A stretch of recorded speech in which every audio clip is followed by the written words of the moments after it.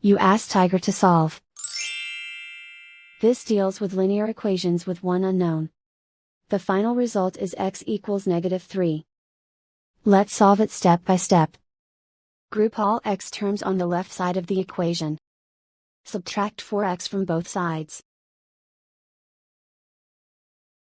Group like terms. Simplify the arithmetic. Group like terms.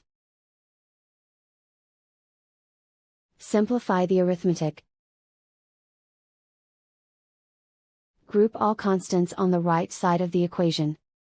Subtract 24 from both sides. Simplify the arithmetic.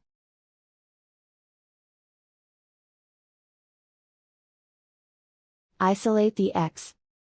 Divide both sides by 7. Simplify the fraction.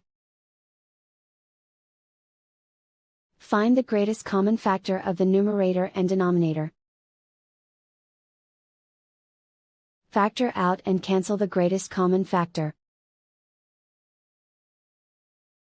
And so the final result is x equals -3.